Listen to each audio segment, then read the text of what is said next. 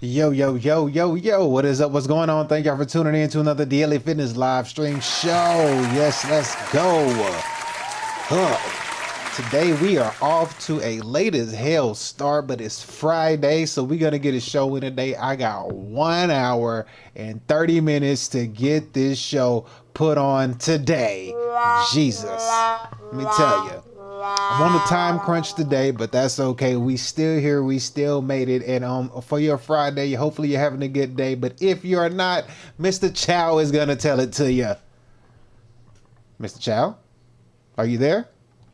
Oh, you're having a bad day? Did you die? I got shot. But did you die? And as long as you did not become unalive, you are still here to make something happen. Still get up to wake up and grind and pray and meditate and make something better for the day. Get to the gym, work out, exercise, eat as healthy as you can. Stay focused, make some sacrifices and get to the money and invest your money, make money, stack money, and invest your money some more and make it happen. That's right. Yes. Yes. I'm gonna take a swig of my drink real quick, but you know, I don't have the luxury to do that. But if you want to contribute to today's show, right there, we got the Cash App and the Venmo right here. It's Daniel for the Cash App, Daniel2888, Venmo, Danny-Daniel-00. Almost forget it sometimes. And if you didn't know, we are simultaneously streaming on 4 platforms. It's gonna be YouTube, Twitch, Kick, and Rumble for sure. And if you're on YouTube, do me a favor. When you see that thumbs up button, hit that like button for me because it's greatly appreciated to get the algorithm out and to get this show out and to get the message to everybody who needs to hear it. That's right. So make sure that message you get out and hit that like button for me. I appreciate it if you did. There we go. I was able to sneak a drink in real quick. All right. I know I'm talking kind of fast, but like I said, we got 1 hour and 30 minutes to get this in, but we do got a good show for you today. 3 topics: fitness, economy, and AI.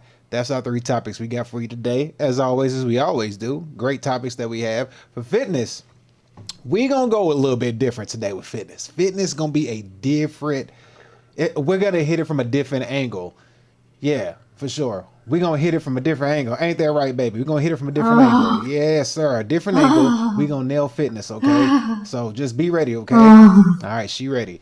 Fitness, we're going to talk about a guy named Michael Talbot. If you're are you familiar with him, or if you're not familiar with him, Michael Talbot, he was a guy that spoke on multiple realities, and he had a way to get in, to basically speaking about different realities and how the mind, the power of the mind was so powerful that it basically shaped your reality. So as we kind of see today, the world is in a survival-like mentality, a negative mentality, a lustful sexual debauchery mentality, a, angry, rage and violent kind of mentality. He speaks on the power of living in different realities, but it's all based off the power of your mind. Your mind is extremely powerful. And he goes in and he dives really deep into this. But unfortunately, when he dove into this topic and got a little bit too deep, he ended up shortly after speaking out, having a book and everything, he ended up getting unalived. Yes, it's not good. But, you know, when situations happen like that, as we all know, conspiracy theories, the theories start to become facts closer and closer and closer and closer, or should I say faster and faster and faster and faster as time goes on. As time goes on, we realize that the things that we thought were conspiracy theories turned out to be true. But it's like X is speeding up nowadays. Nowadays, you hear conspiracy theory, give it like, 6 days, 6 weeks, 6 hours, and then it turns around and it becomes true. So, you know, we're going to see how this works. But we're going to look into this because Michael Talbot was somebody who actually spoke on something. When you hear him talk about this should really give you a good understanding and understanding something about the power of the mind. And you can go all the way back to ancient and biblical texts to see what he's talking about because it actually holds weight. You can actually take what he's talking about and apply it to either a Bible or any ancient principle text. You can actually apply it and it speaks on and it coincides and it lines up with those things. So we're going to take a look at that and see exactly about this guy named Michael Talbot. I'm interested in it, and since I'm interested in it, I'm going to present it to you, and hopefully you're interested in it. But if you're not interested in it for whatever reason, just do me a favor. Shut up, bitch! And keep your comments to yourself. I greatly appreciate it, okay? All right. Then for the economy portion of the show, we're going to dive in and we're going to take a look at homeowners who are having regret buying their homes. Yeah. It's a sad day because now home prices are dropping, pending home prices are dropping, the value of the home is dropping, and a lot of people bought homes that were overvalued and too expensive. So now if they sell, they either are going to take a loss or they just can't sell it. And then on top of that, the economy's hard. And then if you have any kind of issues with the home, and any plumbing, electrical, anything appliance related, you have to come out of pocket and fix that stuff. And all the prices of everything have gone up. So now, and then on top of that, you got property taxes that have gone up, HOAs, who I've did a video on that one, and some of HOAs in certain counties are straight up gangster, I might say. So, and I don't mean that in a good way. It's like bad, like doing you dirty, lying, sending you to court, make you pay court fees, even though they're wrong, but they still will hit you with a notice and make you pay court fees on top of you having to pay your rent and your bills. It's just a whole kerfunkle of things, you know what I mean? So we're going to take a look at that and see homeowners regretting their home. Last but not least, then the very last segment of the show, we're going to take a look at a guy named, what is your name, person? I know your name. Tom Bilyeu. I think that's how you say it. He has a video out that is basically speaking to someone, and the person he's speaking to, I forget his name. He'll say it in here. It's like Imad something. And they're basically speaking on AI. And what they spoke about AI is they were wondering, will AI destroy or take over capitalism?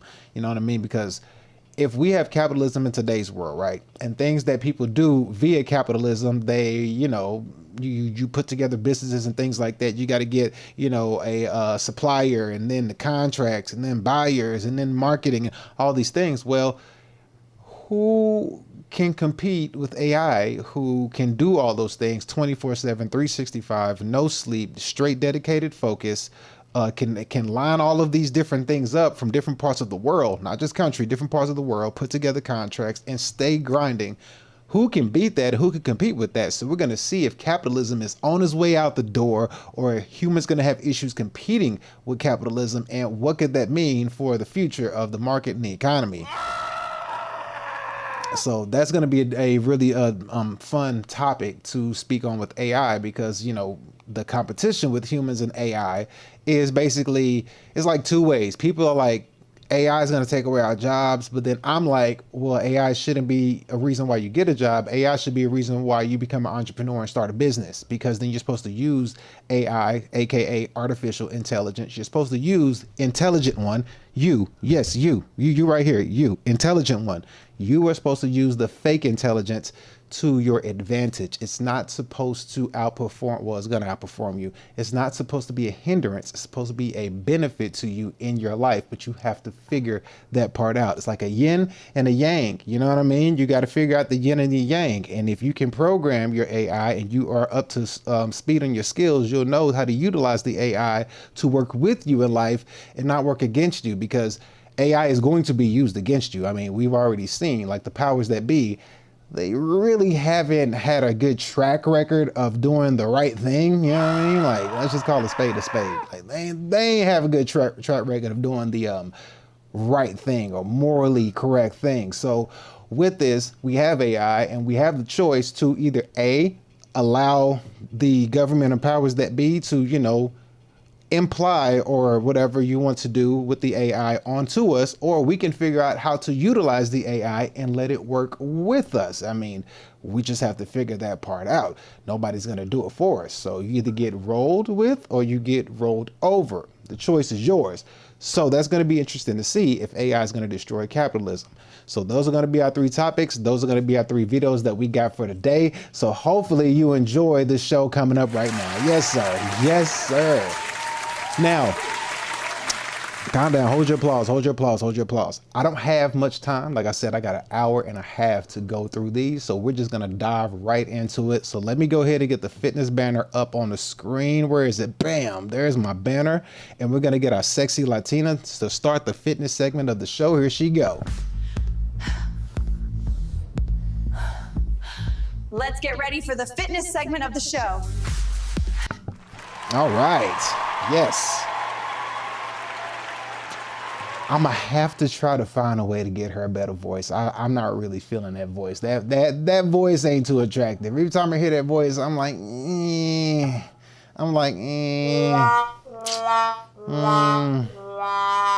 like for real. Like I hear that voice and I'm like, hey, Shut up, bitch! like I'm gonna have to get you a new voice. That voice ain't doing it. I'm not liking that voice. Video's cool. Video's fine. Little short clip, but the voice, just not quite there, you know, just not doing it for me, you know. It's like,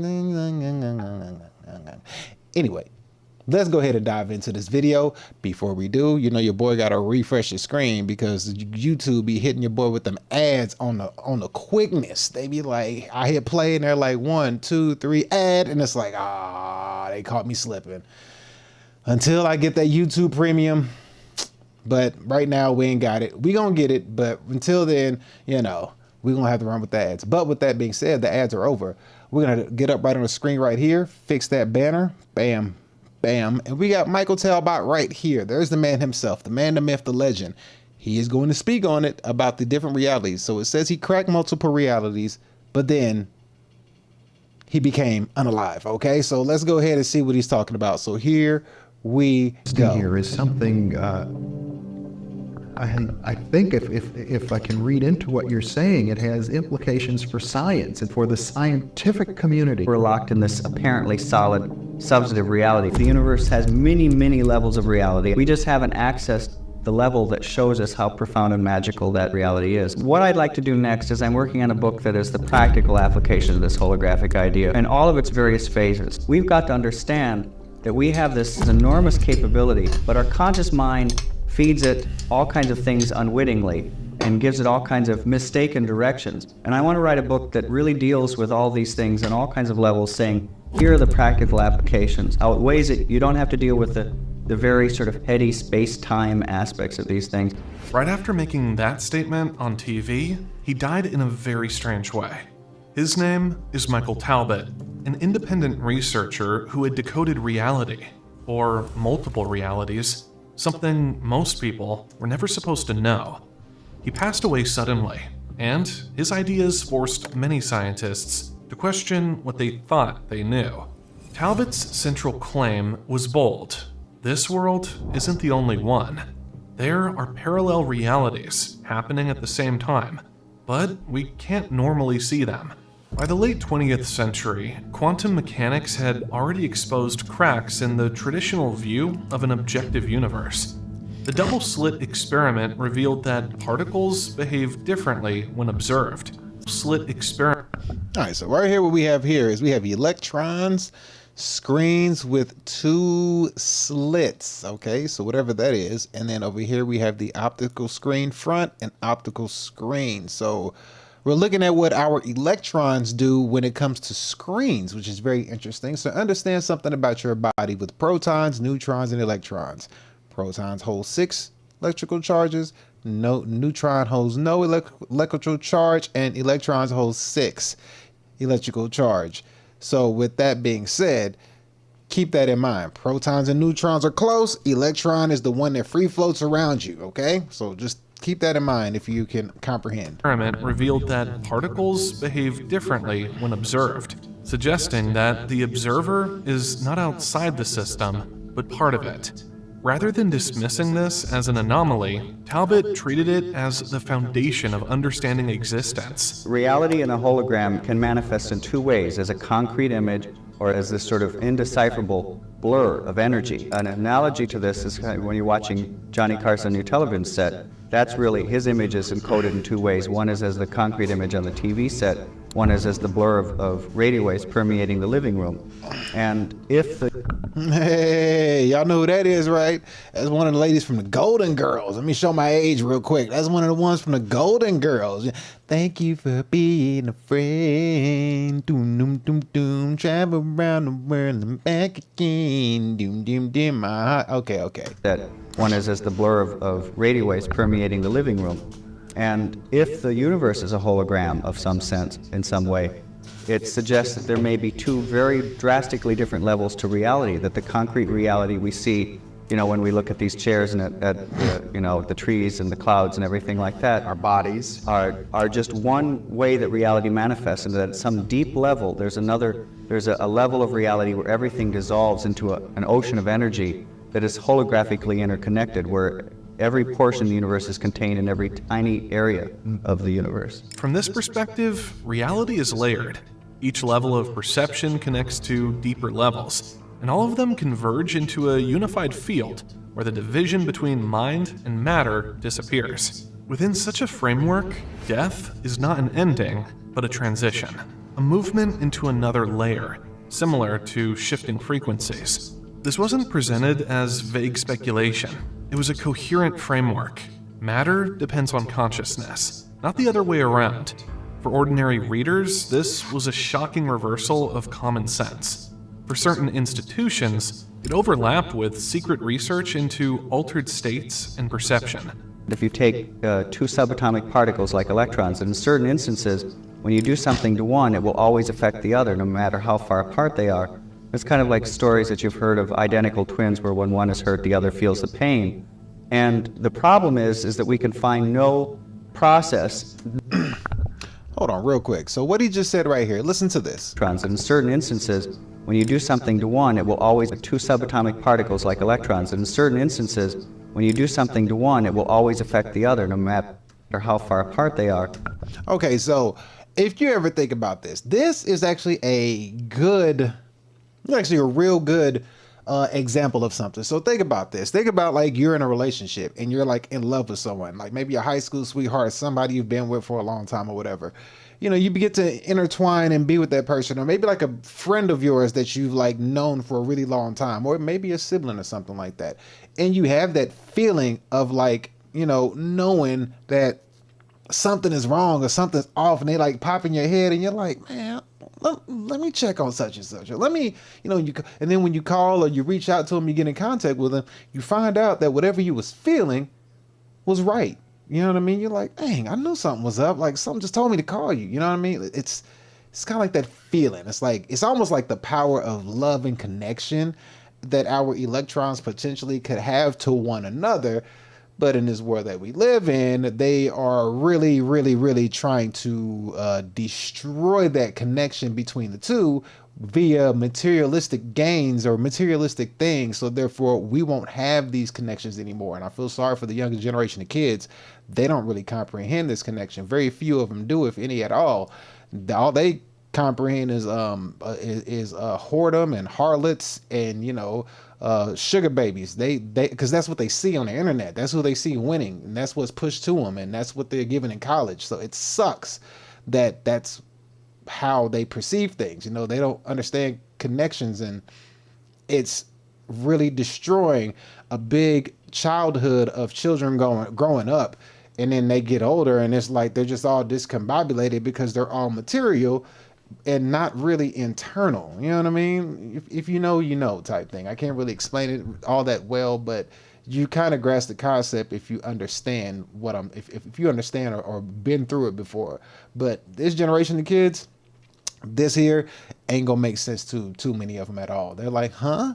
Something happens to one, somebody else can feel it? I don't understand. And it's like, yeah, y'all are screwed. It's kind of like stories that you've heard of identical twins where when one is hurt, the other feels the pain.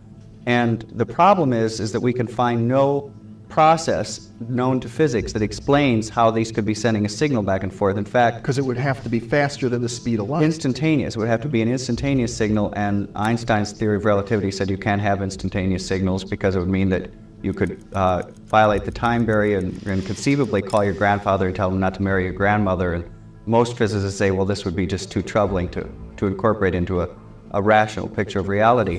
Think about identical twins. There are countless stories where one feels something the moment the other is hurt or in danger, even if they're miles apart. It's hard to explain that in normal physical terms. I wonder if the Hodge twins can relate to that. I wonder if I would like to ask the Hodge twins. I might have to cut this in a short and at the Hodge twins and be like, hey, does this hold any weight? You know, do y'all know if this is this true between you two? Because y'all have been together for quite a long time. Like, you know, like as twins, y'all got a business together. Y'all have done so much like videos and stuff like that, from fitness to eating food in your car to having a podcast, all that stuff.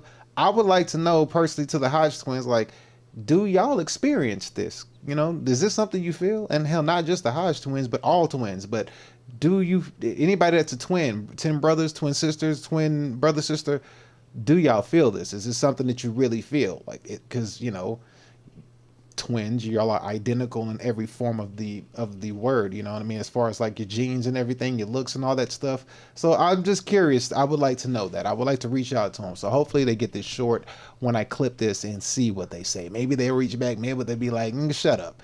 But we'll see. We'll find out. We'll find out. No hard feelings. But connected this with what physics was already finding at the quantum level. Particles that act the same way, linked instantly no matter the distance. And if matter itself can stay connected like that, then maybe our minds work through the same hidden network, connected in ways science still doesn't fully understand. If the universe is holographic, then everything we experience is interconnected, and every part reflects the whole. Time, space, and matter may not be absolute, but flexible, shaped by deeper laws we don't yet fully grasp. Talbot suggested that life and death are part of one continuous spectrum, where consciousness moves across realities rather than vanishing. Just as this message began to spread more widely, he died, and what he left behind continues to raise questions about the very structure of existence. At a deeper level, a very holographic level of reality, every particle in the universe collapses to a sort of cosmic unity. They're not signaling each other. They're like that fish where there's the level of the aquarium. And so what that means, talking about words, is that there is no separation between electrons. Furthermore, there's no separation between people. And this has all kinds of very boggling implications, one of which is that we've always tried to understand, for example, psychic phenomena, like how could I get information out of your head in my head, as some sort of signal going back and forth. But if we're organized, if we live in a universe that's organized holographically, you no longer have to tackle it that way. It could be that I have the entire universe and every neuron, every cell, every atom, every electron in my head, and you do also. So when we can access that, we can access information that seems to be beyond our normal sensory reach. All right, so with that being said right there, I thought that was extremely interesting, because with him saying that right now, that's almost like what they're trying to get AI to do. You know what I mean? They're already trying to get artificial fake intelligence to do that. You know, because once AI becomes a robot, then it gets put into, like, once Chat GPT or whatever gets put inside of these humanoid robots or whatever, start walking around and, you know, jailbreaking each other and all that stuff, they'll be able to do what he's saying that they can do instantaneously, like give out this information. But my thing is, if the artificial intelligence can do this, can't we do it too? Because all of the things that they do is a mimic of real intelligence, which is humans. Humans are the real intelligence, and AI is the fake intelligence. Granted, they could probably do it faster and, you know, get more knowledge quicker. However, he's over here talking about doing this stuff prior to AI or artificial intelligence. It's like, he passed away in 1992. So he's way beyond or way before AI, and he's already talking about stuff that in the future we could see AI doing with ease. But however, AI is a fake intelligence and is mimicking the real intelligence. So I'm like, is this something that we could possibly tap into, which then helps you or makes you think, like, all of these distractions that we do have pulls us away from it, you know, like financial distractions, constantly grinding for money, bills, stuff that we, you know, all the distractions of entertainment and all these different things keeps us away from trying to achieve something of this nature.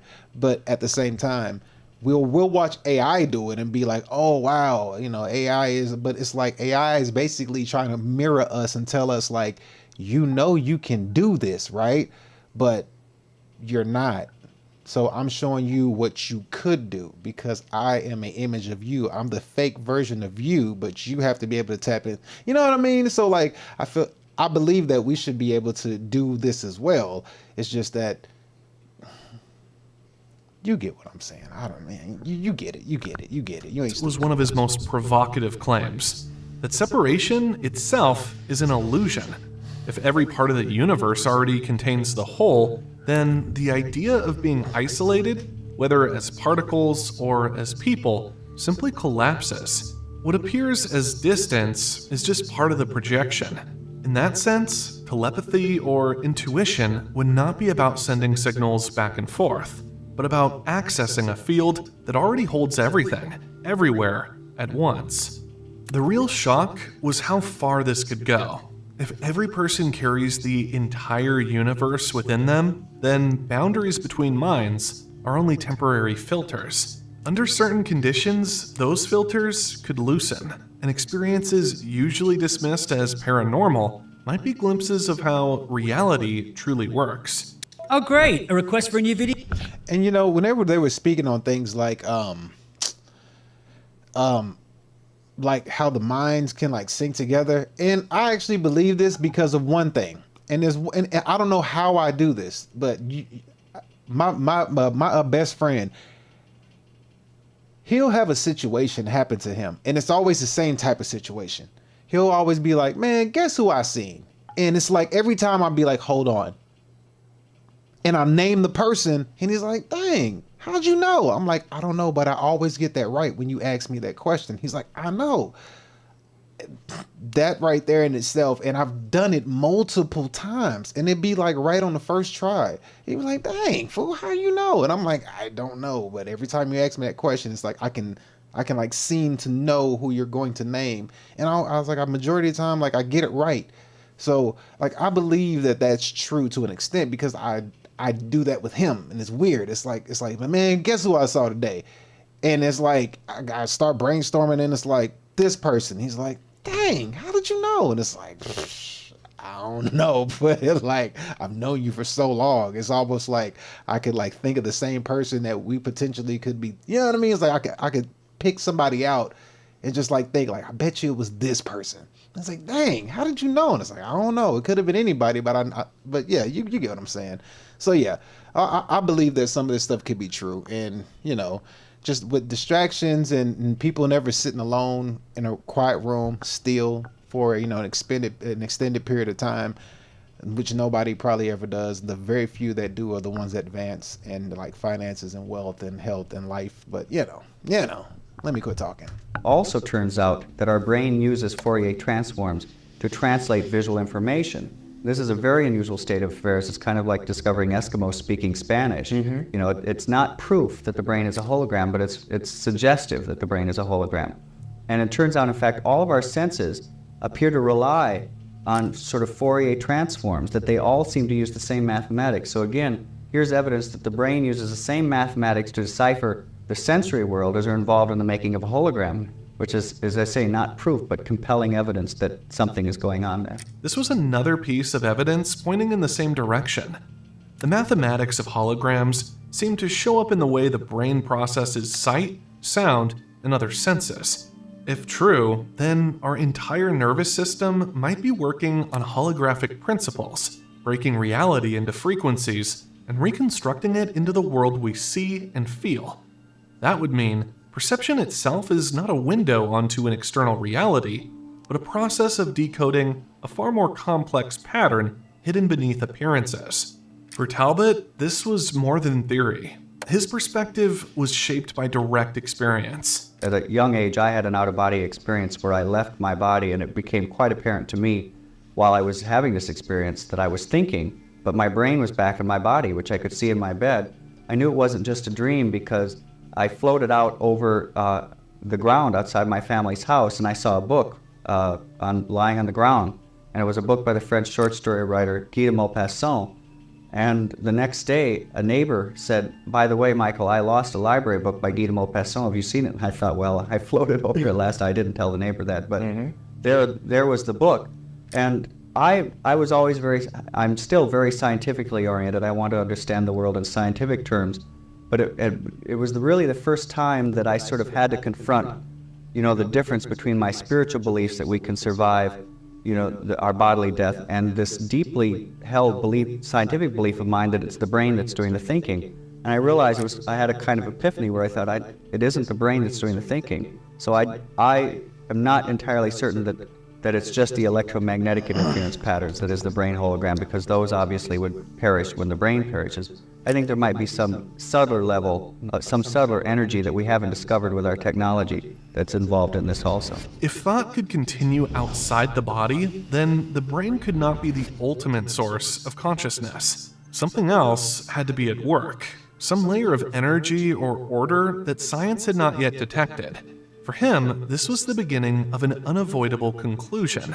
Death might only affect the body, not the mind that animates it. There's a device called a squid, which is a sort of electrical coil in which it looks like we may be able to demonstrate that the current, if you say which direction is the current going in the coil, it's going both directions at once, which is kind of an impossibility, but to simultaneously do that, that too is a quantum phenomenon, that these two realities are overlapping. So I think we will cross that barrier.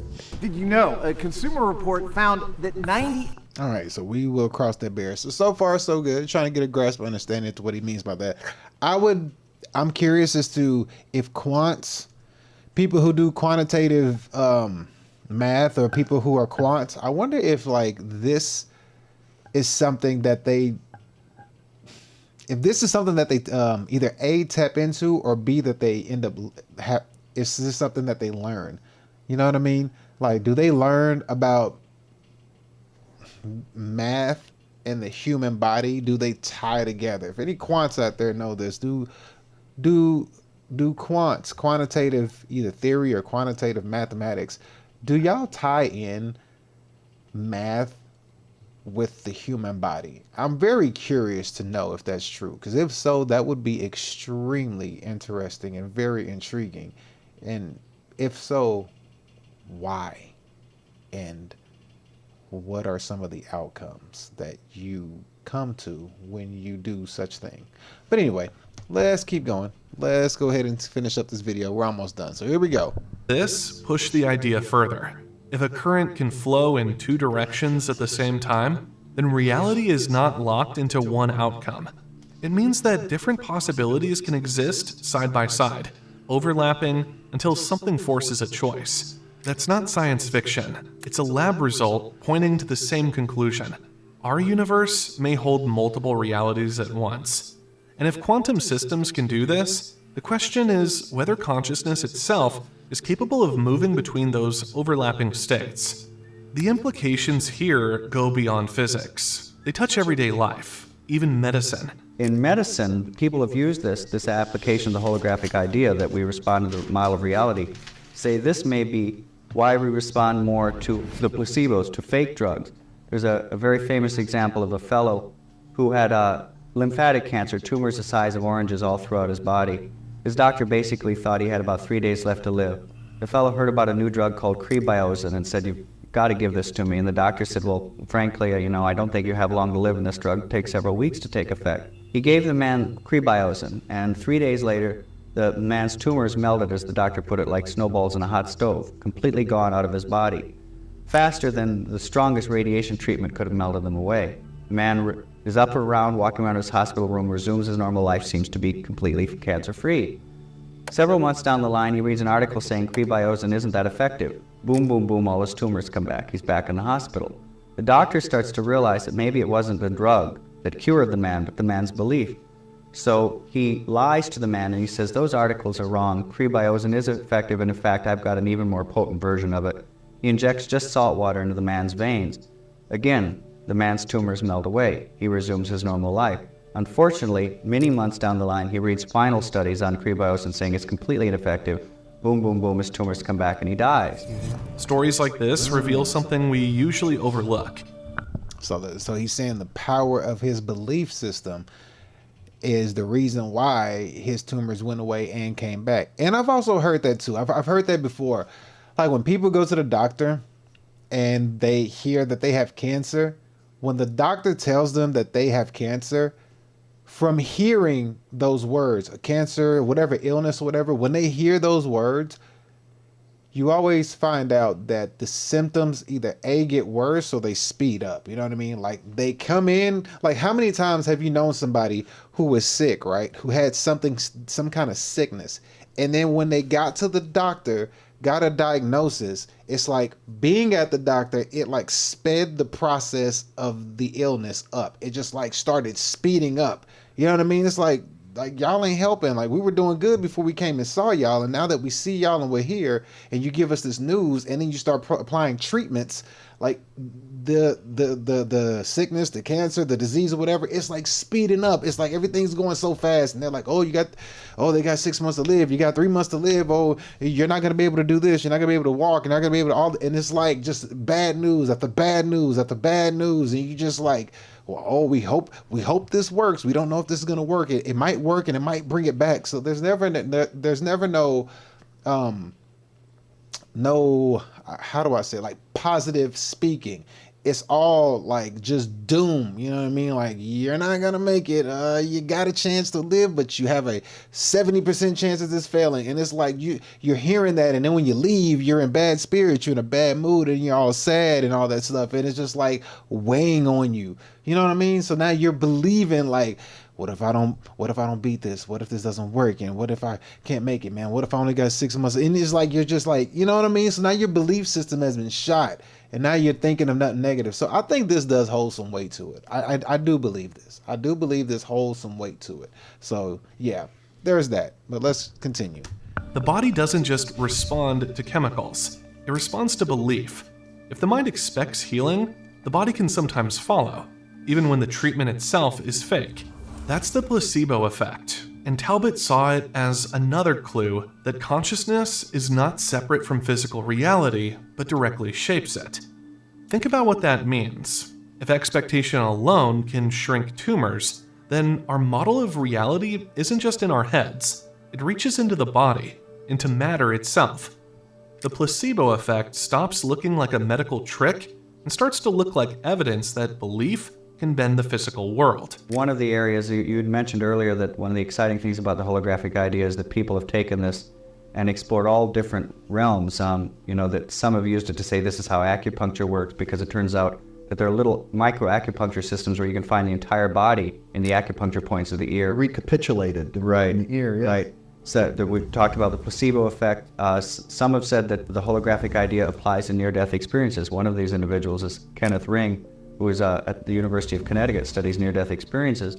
And it's interesting because in report after report of people who have been declared clinically dead, go to some apparent other level of reality and then come back, they refer to this other level of reality with terms like frequency and energy, and even hologram, that it's a more plastic level of reality where thought seems to create things instantly. There are instances of people having near-death experiences where they think they're hungry and instantly food appears. Or perhaps an even better example, when people find themselves out of their body, there are cases where people look down and see that they're in a naked body and they go, oh my gosh, I'm naked. Instantly they have clothing on. Now we don't assume that clothing has a soul, that it has a spirit that survives. Near-death stories take things to another level. People who go through them often say their mind kept going even when their body had stopped. What they describe sounds very different from normal life, more flexible, more alive. Interesting. All right, so a lot of people who have near-death experiences have a similar statement when it comes to that particular situation.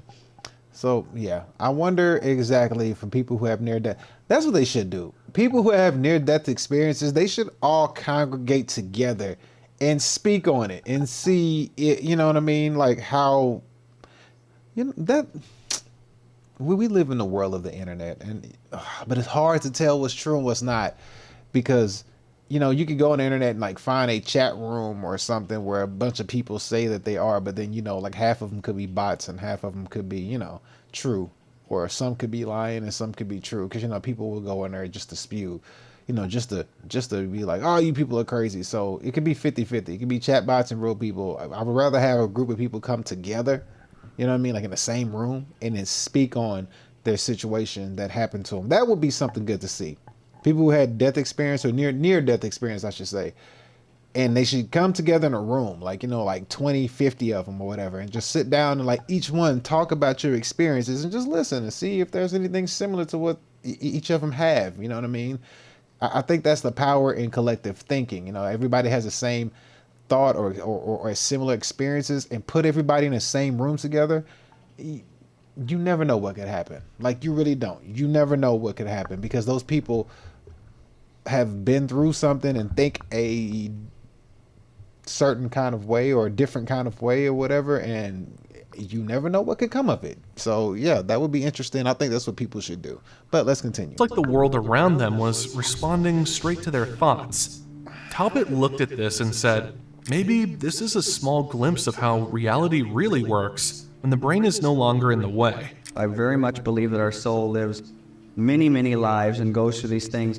And I think at this point in our development that we have manifested in the physical because we don't have a consciousness that's developed enough to deal with reality with its full grandeur and plasticity. That for us it would be very frightening if there weren't solid rules, if everything started to slip and slide. But I think as your soul goes along, it starts to learn to deal with more than this reality, with other levels on the holographic television set.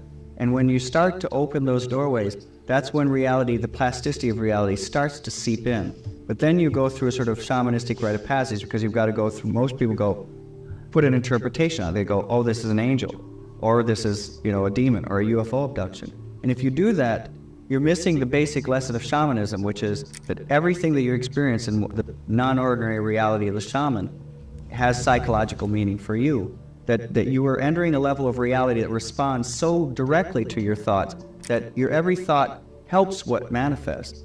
And in that instance, you can't ask what is there, but why have I created what is there? And I think that's the lesson that our souls are learning as we evolve. As consciousness evolves, he said, you learn the lesson not to ask what is there, but why have I created what is there? So your mind is creating everything that you see and you go through. Your mind is creating your reality. That makes sense. I believe that makes a hell of a lot of sense, because we think it and then we go to it, or we go through it. You know what I mean? Like, what we think about, we usually go to or go through. You think about being hungry, you go get food. You know, you think about fornicating, then you find a way to get some, or you find a way to rub one out watching some, you know, Prawn Hub. You think about, you know, stressing about money, so you either A, get in a depression spiral, or you think about a way to make money, or you know, attract money, I should say. You think about ways to attract money to you, and then you start moving in that direction, and it starts to happen. Or you start to, you know, fall in despair of misery and depression, thinking, I don't know what to do. How can I make money? And, you know, you can't technically make money. So therefore you fall in the spiral of depression, because, you know, if you make money, you're going to go to jail because you can't make money. You can't print money. You got to attract it. So I can actually dig that. That actually makes sense. Those rules loosen, and we start to see how plastic reality really is. That's why strange experiences, visions, encounters, even UFO abductions might not be what they seem.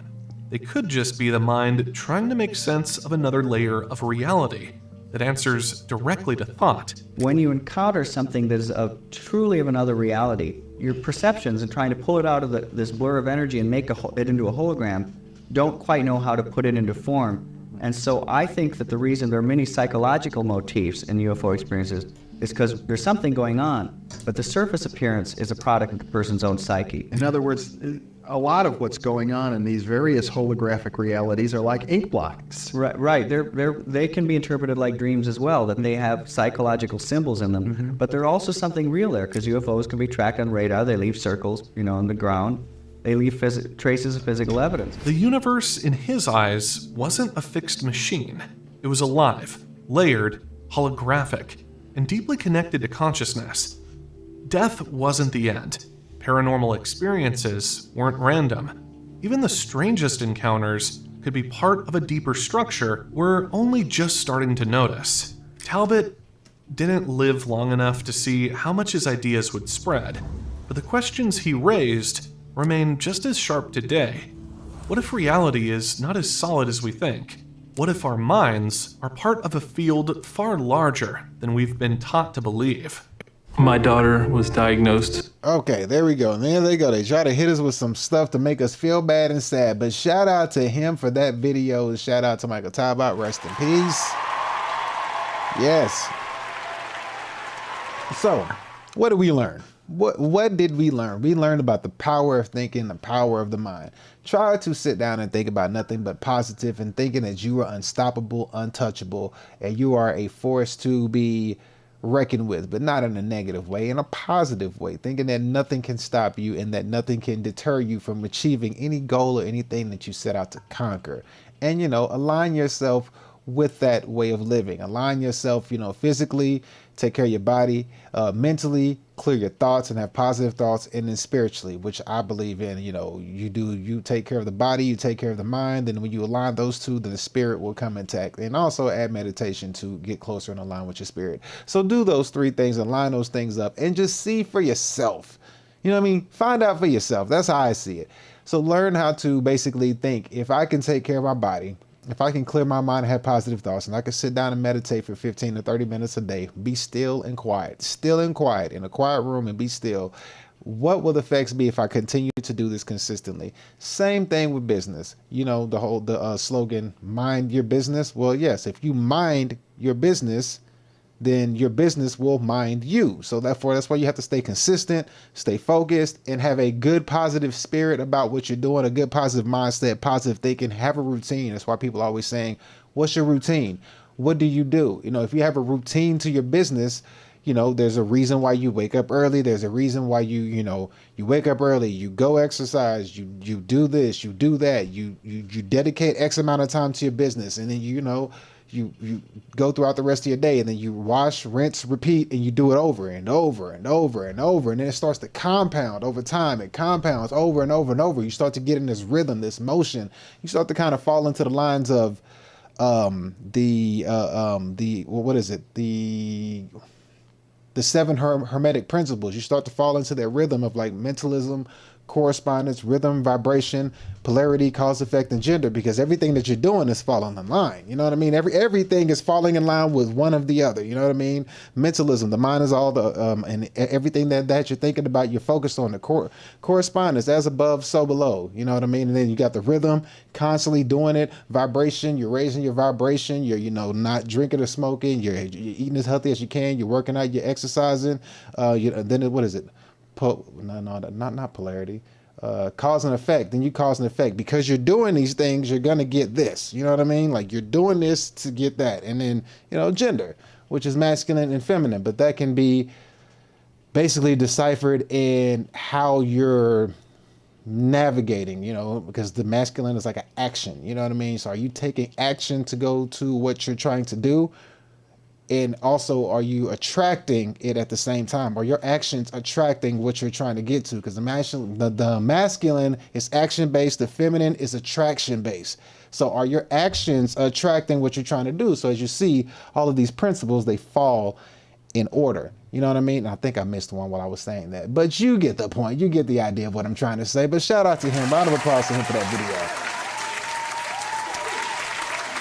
All right, what's this video? Yeah, so I think that's a good way to kind of go about and look at things. And, you know, using the power of the mind and understanding the mind. And a lot of people don't believe in the power of their own mind, which is sad.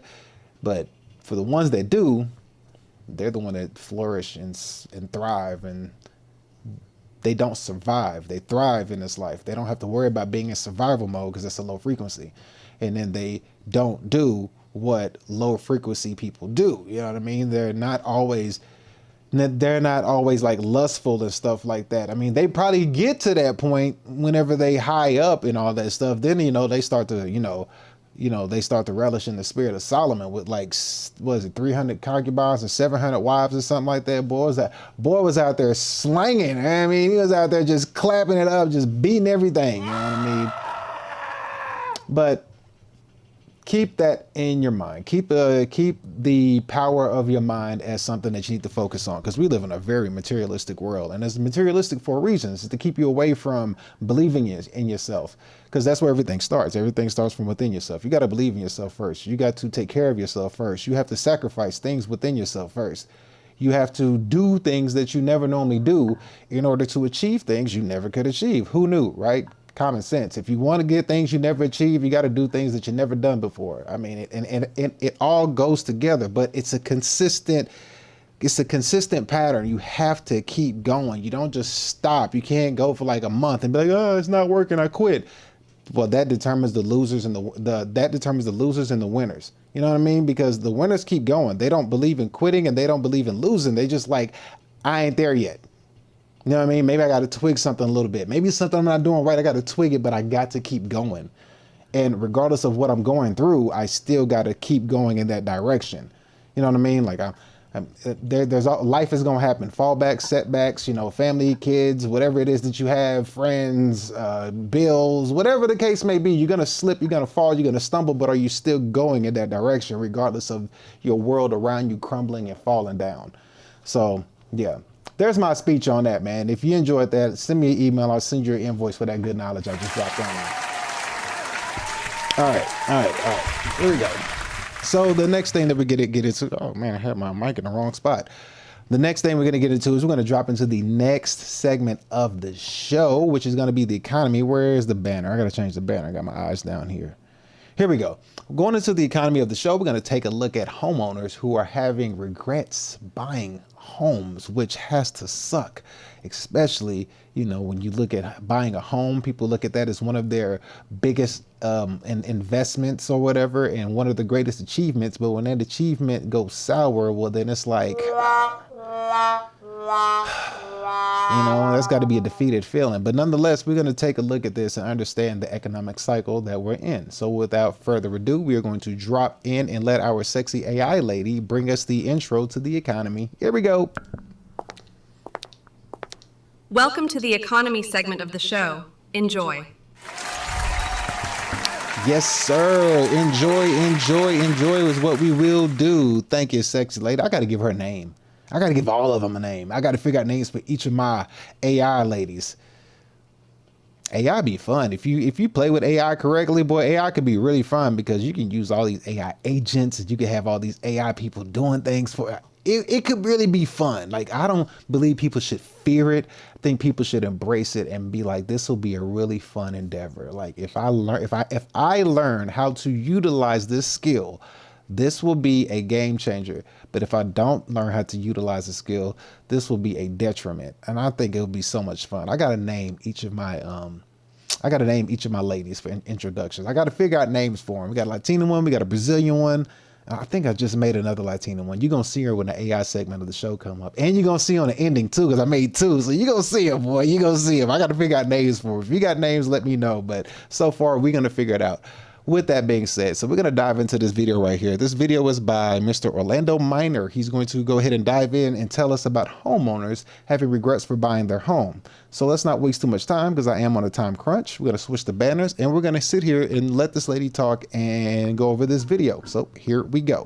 People don't really talk about this, but at least I haven't heard people talk about this, but I really don't like being a homeowner. It's not fun. You gotta pay for everything. Like when I was renting, some break, call maintenance, and come and send somebody down, whatever. Like, I really don't enjoy this home ownership stuff. I really don't. It's too expensive. When something breaks, you gotta scramble the money. You gotta pay home association and condo fees and all this stuff. I don't recommend being a homeowner in this economy right now. Homeowners are regretting it. Listen, guys. I tried to tell them. I tried to let people know. I tried to forewarn them. I tried to say, listen. You may not want to jump into this home ownership. Matter of fact, I don't think you really want to get into this home ownership thing. You want to have this illusion of quote unquote wealth. You want to have this illusion of the American dream. Now, the illusion of wealth, I agree with him on that because you do got to understand economic cycles that go up and down. I want to expound on that real quick.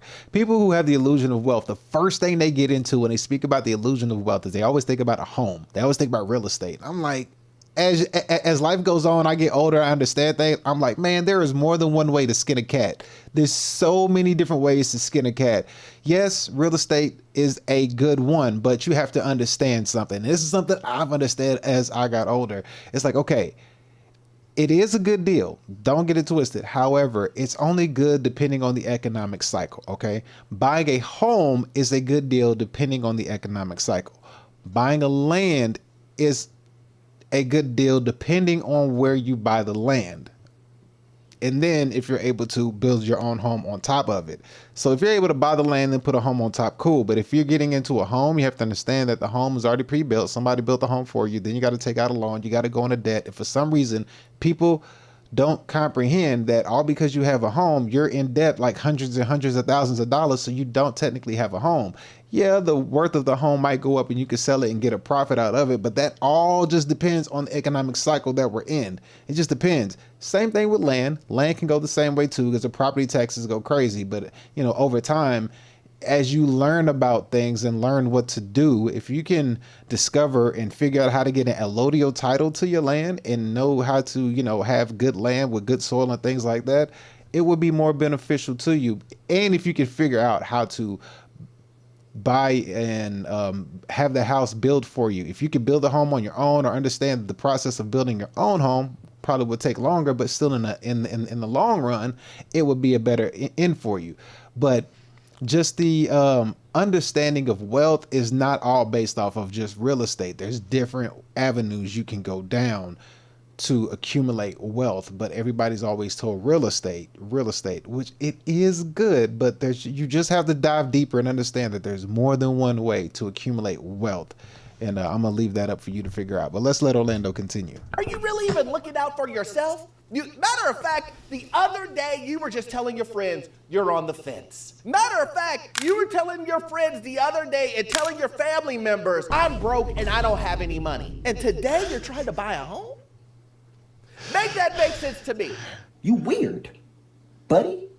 You know that you could probably do this a better way, but you're seeing all these commercials. You're seeing all these influencers telling you, you better buy a house today. You're getting emails, you're getting mail, you're getting business cards on your door. Say, what can a no fee, no minimum?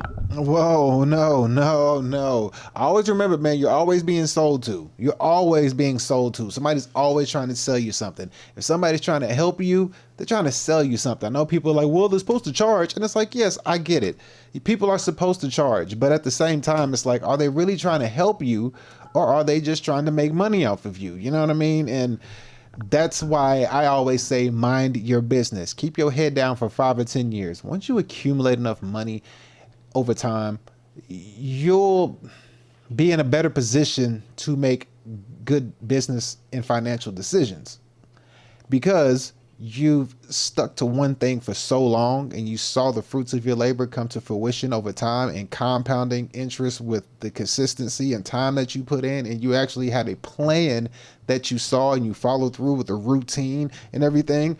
Once you get yourself into a certain position, you'll be able to make a good financial decision, as long as you do your research and understand that there's more than one way to skin a cat and understand ways to accumulate wealth. There's just different ways to do it.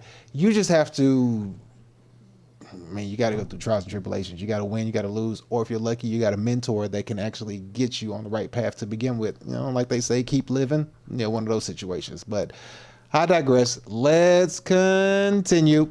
Say, buy a house today. We can help you. No money down. And if somebody says no money down, just know they about to charge you out the ass on interest. Just know that fact. No, you won't have to come up with anything. Those always work out. But we're going to jump into it today. We're going to talk about why you shouldn't buy a home, why you should stay away, why you know in your hearts of hearts this may not be a good idea. My name is Orlando. Welcome to the channel, guys. Make sure you hit that like and subscribe button. It really does help out the channel, guys. If you're telling me this is the best time, I go and look at CNN or look at Fox. Everybody say, buy now. Come on, man! And I'm saying, on the other end, hey guys, did you guys just forget? There's tons of labels. Hey, did you guys forget? Insurance is going up through the roof. Did you guys forget? Property taxes. They're tripling in some areas. You see, everything he just named, he named. I didn't hear the first one, but he named insurance, which, you know, if you don't know, you don't put 20% down, you have to pay a mortgage insurance premium, and also insurance on a home as well. That's going up. Then also property taxes. So it's not just your mortgage. You got insurance on a home, you got property taxes, and I didn't hear I think the first one he said was potentially HOA, if you live in an HOA, that is. You know, all these things are just like, imagine if your home was only $1,500, but then you got a property tax bill, you also have HOA fees, and then you also have, what was the other one? Insurance, property tax, HOA fees, and then on top of that, just your random maintenance that randomly, sporadically comes up and happens within the home. Like, you're working for that house. That house ain't working for you. So there's that. Damn. Excuse me. Did you guys forget? Food is the highest it's ever been. Eggs are $20. Maybe that's gonna hurt your budget. Maybe that emergency savings account is gonna deplete. So maybe it's not the best time. Maybe, since everything is going haywire, maybe I'm gonna wait this one out and kind of see what's gonna happen, rather than jumping in and risk bankruptcy. Now that's a bright idea. Homeowners, is it worth buying a house? Is it worth buying a house? And be honest, do not say yes just because you want somebody to join in on the misery. Is it worth it? Is the maintenance worth it? Is it worth it? As a young, single woman, I just feel so much freer having an apartment, not having to worry about anything breaking and having to worry about fixing it. I don't have to worry about a yard. I feel free. If I want to pick up tomorrow and move across the country, I can do that. It's just something that it's just giving a little bit freedom about having my apartment right now. And yeah, like, is it worth having a home? Be honest. Be honest, because I like to let people do stuff first to get their feedback. And from all the feedback that I've gotten, it just doesn't seem like it's something I want to deal with right now. Don't seem like something I want to deal with. Well, it seemed like she already got her answer. I don't know. She already got her answer. She just asked it again, I guess. You know what? Let's go ahead and answer her question. This is going to be an Orlando University. Let's do a special, guys. This is a lecture. Let's have this candid conversation. And you're probably not gonna like it. You're not gonna like what Professor Orlando has to say. Listen, a lot of you guys don't really want a house. What did he say? Hyundai Ioniq 9. Caught me in the middle of drinking my drink. Caught me slipping. I tell you, them ads are good. But I'm telling you, that YouTube Premium gonna be one of the first things I grab a hold of. I'm telling you, because I'm so tired of stopping my videos in the middle of ads. But we gonna get to that point, y'all. Don't worry. We almost there. We pushing towards it. But anyway, let's continue. Let's see what this question is from Orlando University. I know. You're like, Orlando, what are you talking about? Of course I want a house. Some of you guys think you want a house. You want to be able to tell individuals, hey, yeah, I own, and that's all you want. See, you don't want to do the maintenance that's going to cost money yearly. You don't want to fix the things that are going to cost thousands and thousands and thousands of dollars. You don't want to be caught off guard with the emergency that will happen. Let me be perfectly clear. Did you hear what I just said? The emergency that will happen.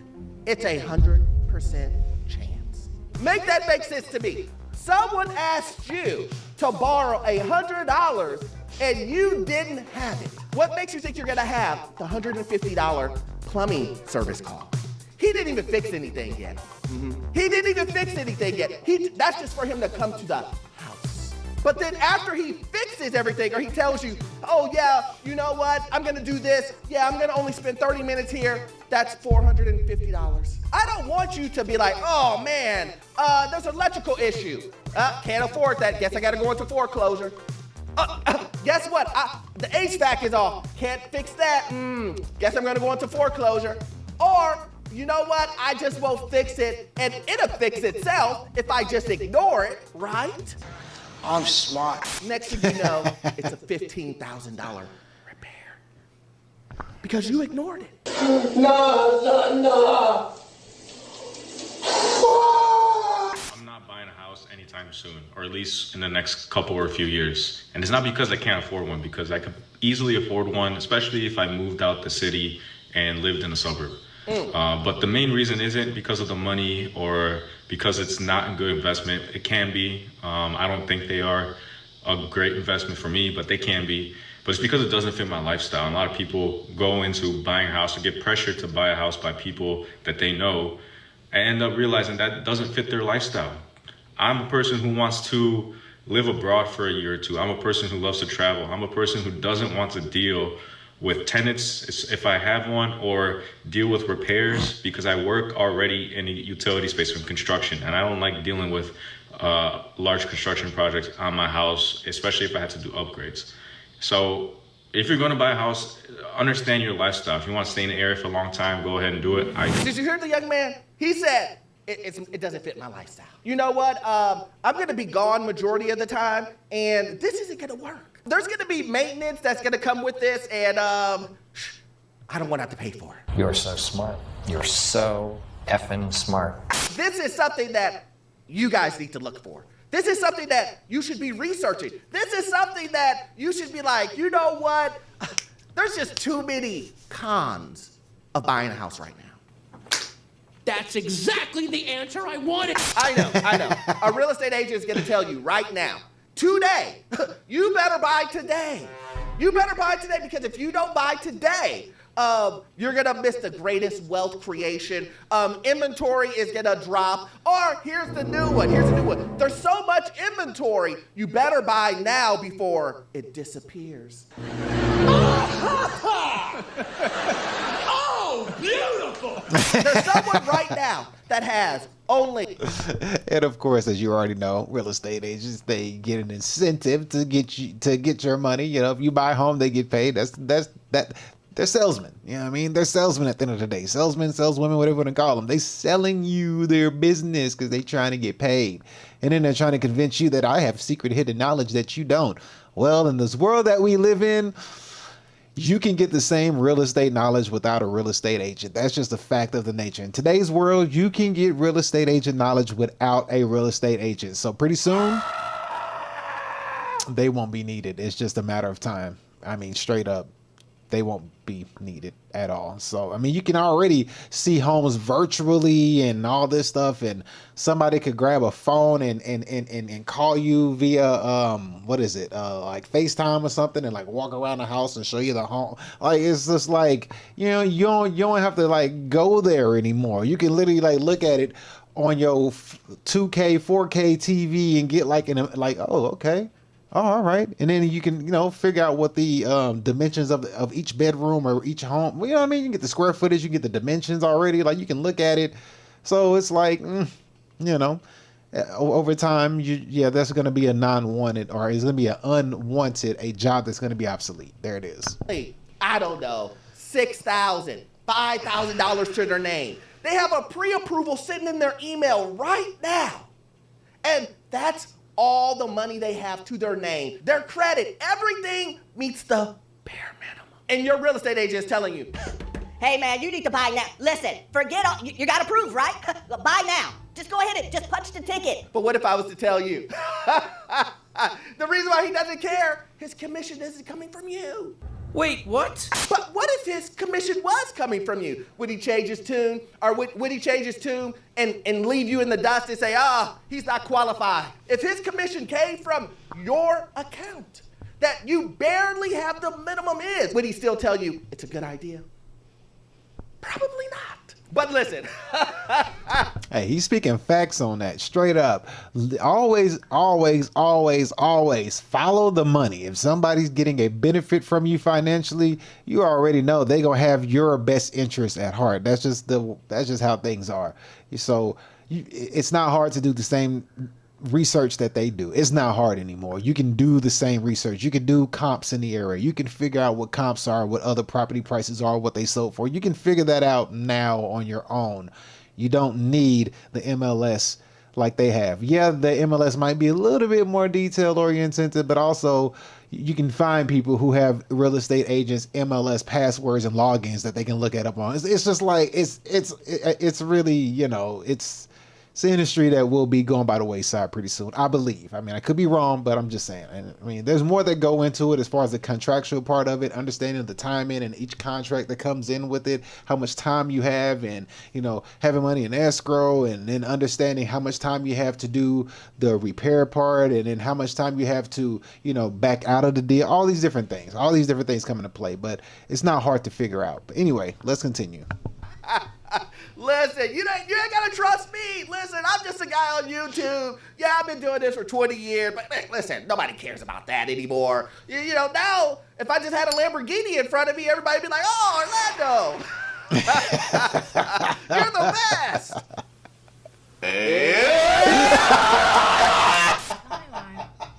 We sold our house and moved to an apartment, and we're the happiest that we've ever been. We owned an over 100-year-old house, and we thought, hey, this would be fun. It was beautiful, all the wood in the house, everything. But it ended up being quite a chore. Like, something was always breaking, and in the 6 years we lived there, we had to fix like every single.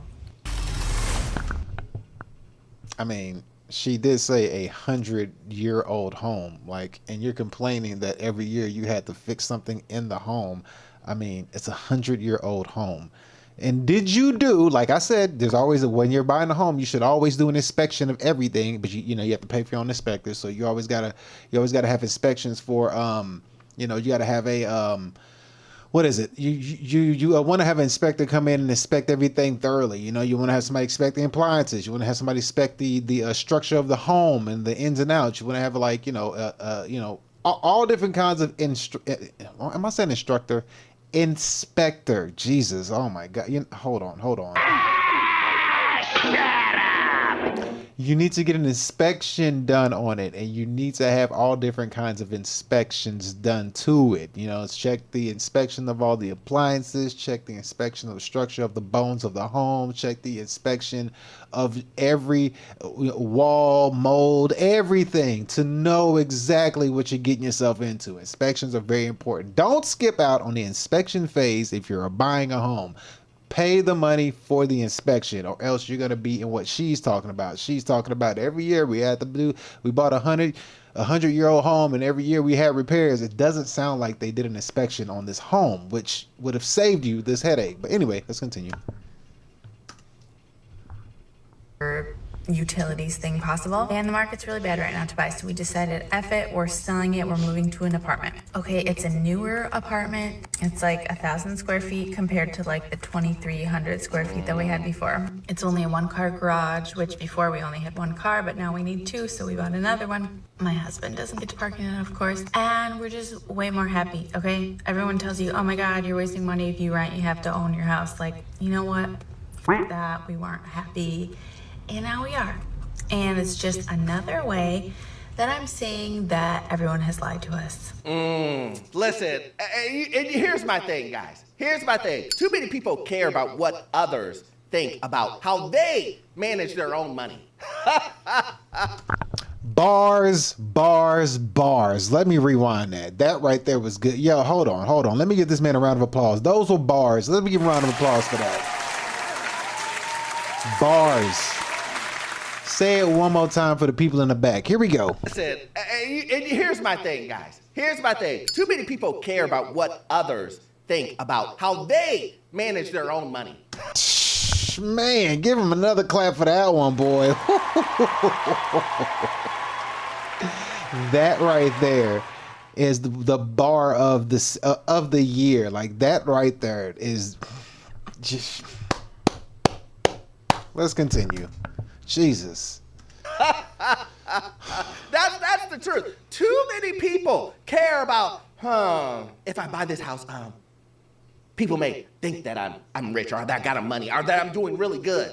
But if people think that I'm renting, that's broke behavior. That's what they got you guys thinking. Let me tell you this. Let me tell you this, guys.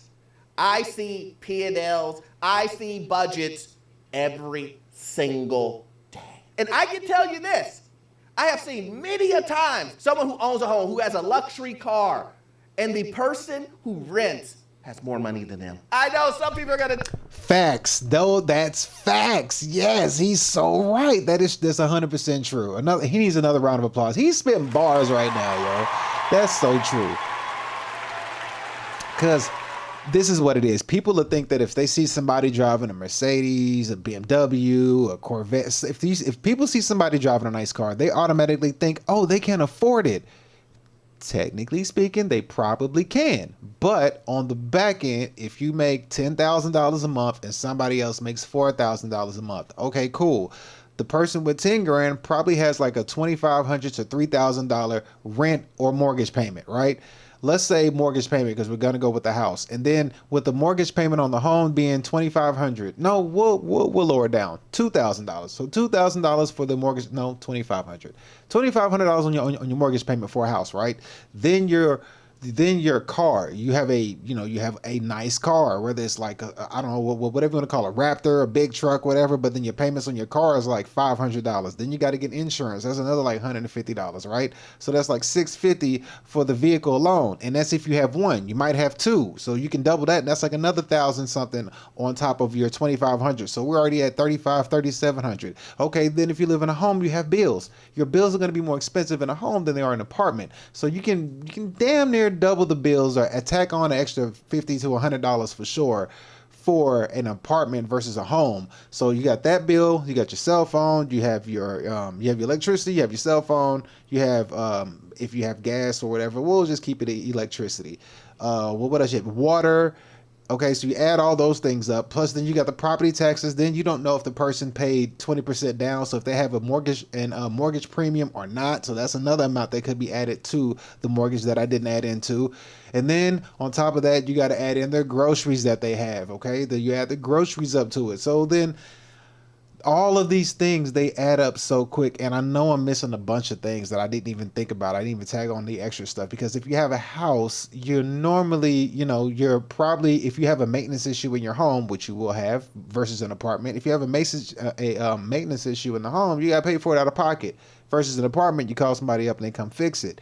So these things add up quickly. And if you're in an apartment and you don't have a nice car as they do, but you don't have a payment on your car, and you only make $3,000 to $4,000 a month, you're only paying your rent $1,500. If you have insurance, your insurance is going to be a hell of a lot less on your apartment. And then if you're in a phone and all that, like it's just like you could end up saving the same amount of money on somebody who makes $10,000 a month with a house, as opposed to somebody who makes $4,000 a month with an apartment.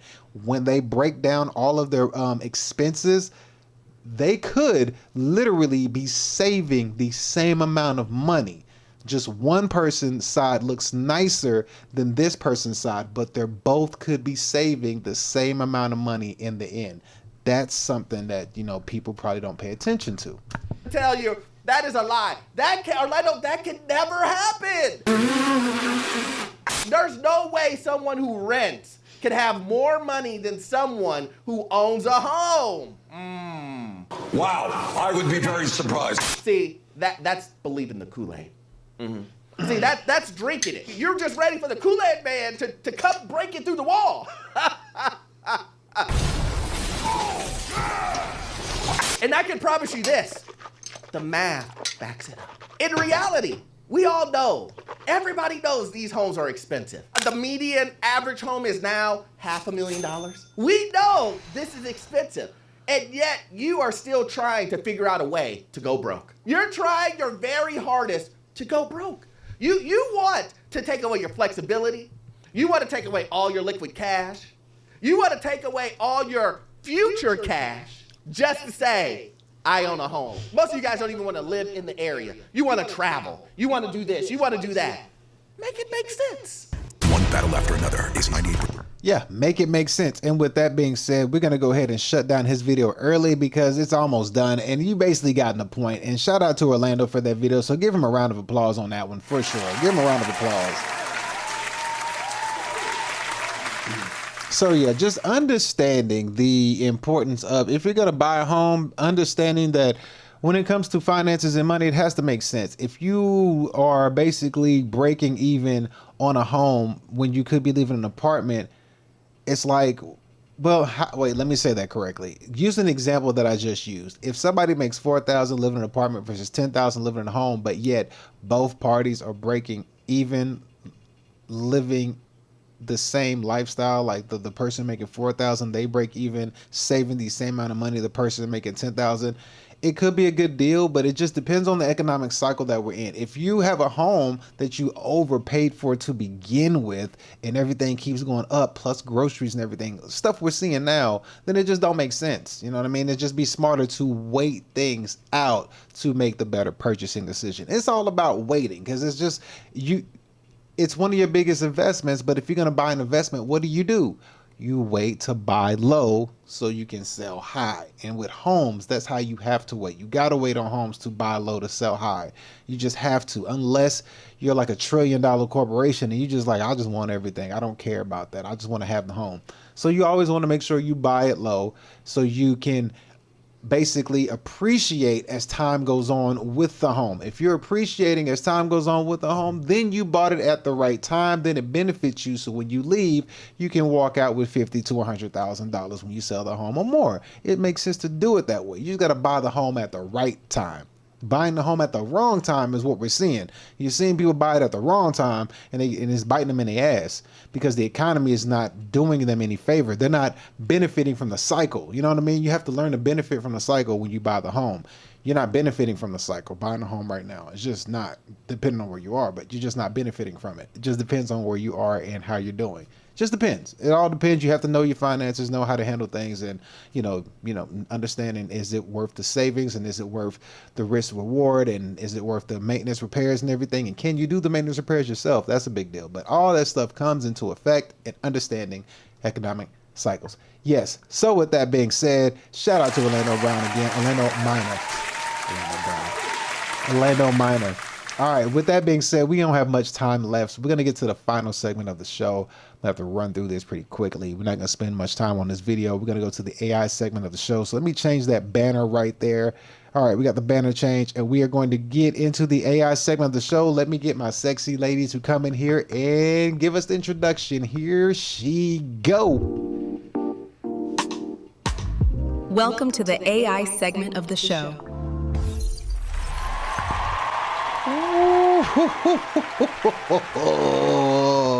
That would look good, didn't she? We had on the same blue. Did you catch that? That would look good. I'm getting pretty good at making these AI ladies, ain't I? Oh my goodness, that one was classy and elegant. You know what I mean? Not too slutty. You don't want no, you know what I'm saying? You want no slutty lady. You know what I mean? You can have them that way. I mean, you can always get them that way. But you want to be classy and elegant out in public. Shout out to me. Let me give myself a round of applause for that one. Boy, she look good. Jesus. Whew. All right, so with that being said, let's go ahead and dive into the AI segment because we ain't got much time. We're playing around. All right, so we're going to take a look at how AI wipes out capitalism by Tom Ballou. He's going to be talking to Iman Mostak. Sorry if I butchered your name. So let's go ahead and pull this up on the screen and change that banner, and let's see exactly if AI will wipe out capitalism. So let's take a look. Here we go. Capitalism. Let me ask point blank. Do you think capitalism survives the AI transition? No. I mean, what's the definition of capitalism? Strictly speaking? Yeah. I can give you a colloquial definition, the aggregation of capital to build something that is a self-sustaining economic engine. Yeah. Will AI be able to do that better than humans? Yes. Capitalism as it is going to be great for AIs. But how are we going to compete? Again, how do you compete with entities that are strictly smarter than you? And this is without getting to AGI or ASI or anything like that, that learn perfectly from their mistakes, never sleep. You can't tell it's an AI on the other side of the screen. I don't see how. Again, they'll figure out the micro to the macro better than we can, allocate capital better. I mean, it's like, let's take a practical example you know a lot about, Tom. Launching a protein bar. How long did that process take? And how long do you think it's going to take in a couple of years to do it end to end, calling all the suppliers, arranging all the contracts, etc. It took years. Whereas you'll be able to spin up 1 million agents hitting the exact niche, doing A/B testing, doing all the supply contracts and other things remotely, probably within like months, And that's only because of this human bits stopping it. All the thinking that you had to do, the AI will probably do in less than a day. And so again, I think capitalism doesn't survive for humans, and the AI will accumulate more and more capital because there's no way we can outcompete them. So given that we are already in an environment where people are becoming increasingly violent due to the uncertainty of their economic future, I've always said that I believe in the transition there will be pockets of violence. What do you see that like? Do you see it breaking very bad? Do you see it, this will be a managed transition? Like, how do you think through this problem? Well, I mean, where have you seen instances of the nature of capital stock, social contracts, and more be displaced? You see it in things like post-World War I Germany, don't you? Oh my goodness, they're killing me. YouTube Premium. So far, yeah, he was just like, he did that cut and dry. He did not waste any time. He was like, all right, can we do that better than AI? No. There it is. So, capitalism. But then again, also, you can, like I always say, you can use this AI as, your advantage. You can use it as a help to you. Just the only problem is if we run into an AI robot situation where they all start marching together and decide to do a human versus robot takeover and start putting paws on people, you ain't punching a robot back.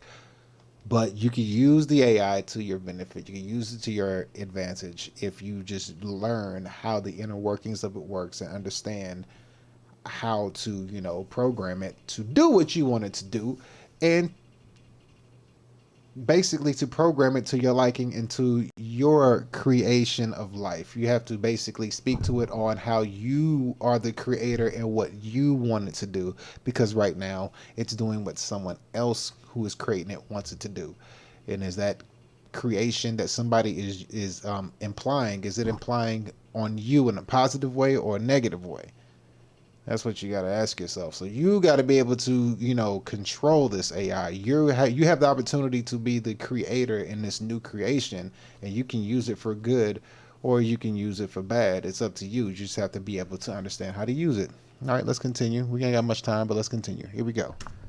Whereby the economic heart of Germany was ripped out due to reparations and others, and what emerged? You have disorder, so people look for people that can bring in order. This is kind of Hayek's road to serfdom. It's a central planning thing. It's the work programs. It's the people that say, give up your liberty so I can give you comfort, so I can give you security. It's Hobbes's Leviathan, effectively. So I think that you'll get more and more people acting up. You'll see more and more. That's a good one. Give up your liberty so I can give you comfort. That was a cold bar he said right there. So, using the AI against you. It's like, well, live up your liberty so I can, give you some comfort away from this AI causing problems. It's basically just a way to get you to surrender your rights, because you're like, oh, it's causing heartache, it's causing hardship. What do? Do something about it. Well, it's like, you should be doing something about it. You have to use the creative mind that you have. That's what Michael Talbot was trying to explain. He was trying to tell you. And now you have this guy who's basically spinning off on Michael Talbot in a different manner, utilizing AI, if you think of it that way. People moving towards legal stuff. But we have to remember that government, and one definition of government that's very good, is the entity with the monopoly on the legitimate use of violence. And so even if people act up and they say where are our jobs? Where's the support? Ban the AI and other things like that. The power centers will be using AI to keep their capital going up. The power brokers will be the ones with the most GPUs, effectively. And that's going to cause a big disconnect in society, because a private company, particularly someone like America, isn't obligated to hire anyone. Their fiduciary responsibility is to the shareholders and the owners of capital, and so it makes sense to get rid of most of the humans. because AIs are tax deductible and humans aren't. You know, like AIs are more effective. I never thought about that. I never thought about that. Wow. Wow. I never thought about that. That is even more of a reason for big corporations to look at humans like FYM. Fuck y'all motherfuckers, you know? Dang, he's straight. The AI robots will be a tax deduction. Humans are not. Man, whoo! I did not think of that.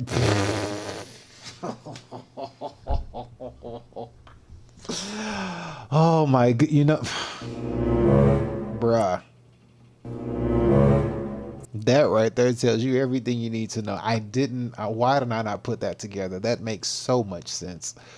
Oh my goodness. Jesus. Oh man. All right, good to you, my friend. Jesus. So I think that you will get low-level violence. The thing that is the scariest thing is, do you get mass polarization, particularly those that are motivated by political interests?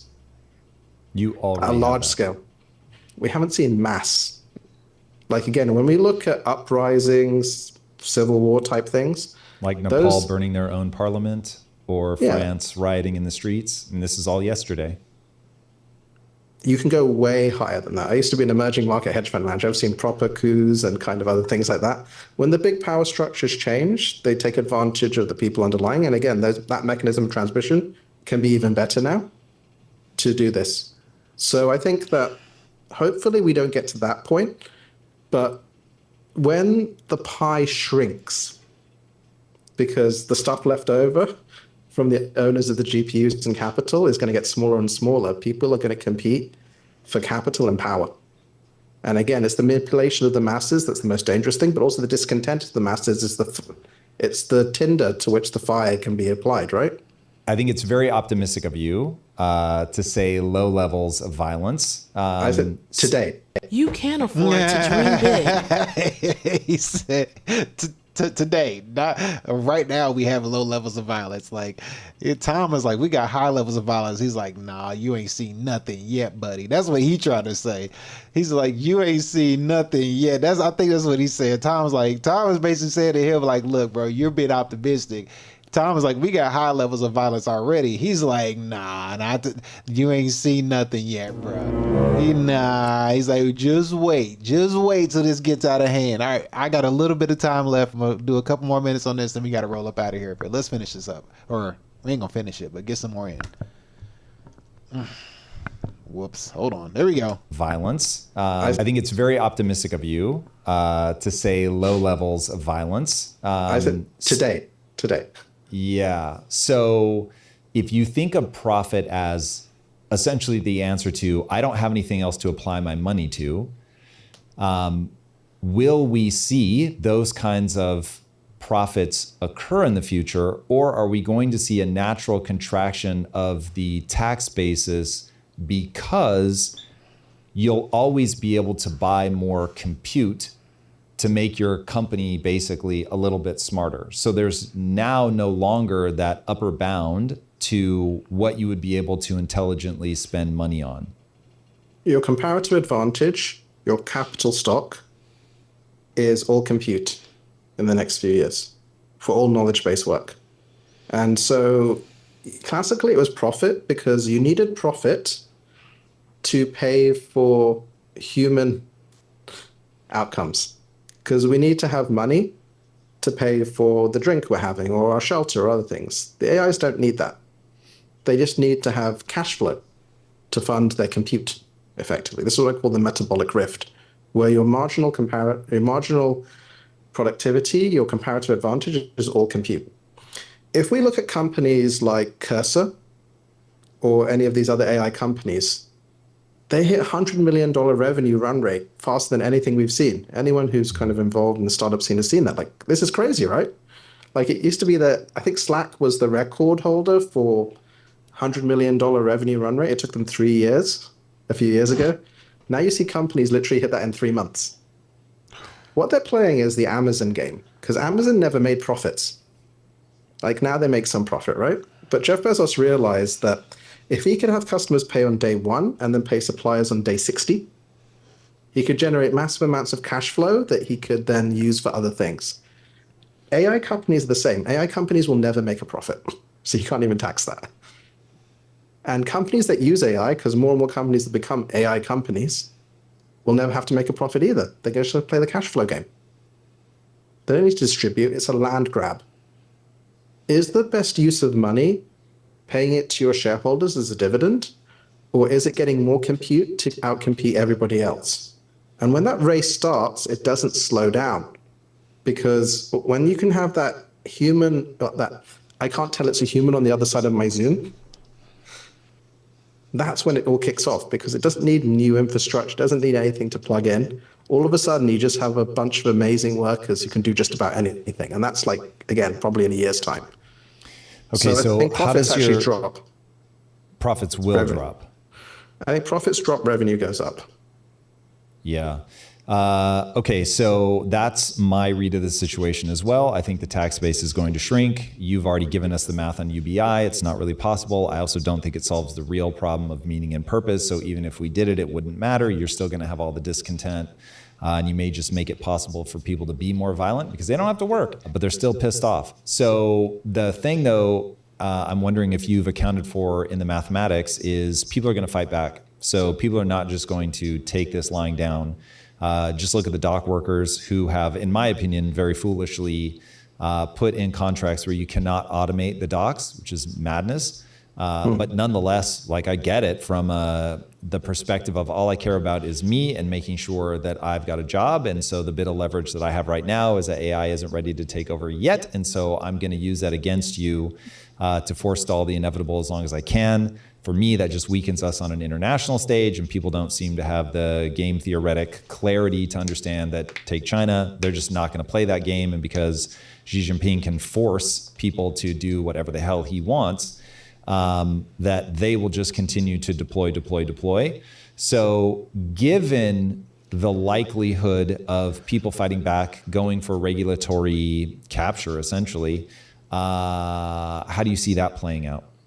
Well, that's why I said public sector jobs are great. Unionized jobs are great. Here in the UK, we've just had 4 days of strikes because the railway workers, the tube workers, want 32-hour work weeks. I mean, don't we all, right? It's like the entire of the London kind of shut down. I think we will see more and more of this. And in the book, I discussed the Luddites, I discussed other things. They weren't wrong necessarily. And again, these are local maxima. Like, why does a dock worker care about the long term when he's worried about now, or when he can extract more? It's a question of relative power. But again, this is where we look at America as being more potentially disrupted than many other nations with higher public sectors. Public sector kind of recycles something money. Crazy now. I'm not tracking how that statement makes any sense. So the public sector only has money because entrepreneurs generate profits, and those profits are taxed at the corporate level and at the individual level. Once corporations stop making money, this all breaks. This is a whole thing that I'm banging on about with the young people are embracing socialism, which to me is complete madness. So what do you mean? Like, even if they try to run a coup on entrepreneurs, they're going to find that all of a sudden you can have all the private sector jobs in the world that you want, but you're going to have to fund that through deficit spending. And now you're inflating the currency into absolute oblivion. And all of a sudden you're Argentina. So think of it as like a TV ad with a... Sheesh. Well, he's got a point on that. And yes, the younger generation who is banking on... what would he say? Communism, basically. Yeah, that is not gonna work.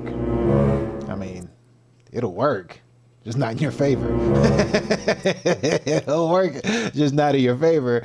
You're gonna be once you think, look, everybody's equal, everything's equal on an even playing field. And once the reality hits, you're gonna be sitting there like this. But yeah, I gotta get up out of here, man. I can't waste too much time. I gotta get out of here, man. Thank y'all for tuning into today's show, man. Hopefully y'all enjoy y'all's weekend. Have a great weekend. We'll be back on Monday. I'll be dropping shorts all weekend to kind of keep you entertained. You can watch some of the videos that I've done over the week. So appreciate y'all. Was this 2 weeks of straight Monday through Friday? We've been doing live streams, man, and we're gonna keep this thing going, keep this thing rocking and rolling, of course. And what is this? We did a little over hour. Well, no, I didn't start my stream till later. So we got an hour and a half in on the stream. So I did exactly what I said I would do. So yes, shout out to me. Let me give myself a round of applause before I do. Should I do that? Yes, round of applause. All right. And with that being said, I don't know what the heck just happened. My TV just, my screen cut off. But anyway, with that being said, man, thank y'all for tuning into the LA Live Fitness Show. We'll catch y'all tomorrow and enjoy this new sexy Latina on the way out the door. Love you. Peace.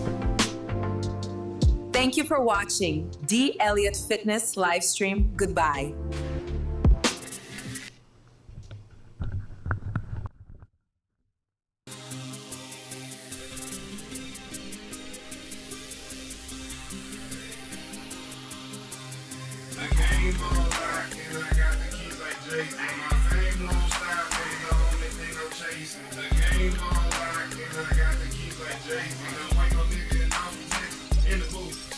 I'd rather be in the studio than in jail or on the street.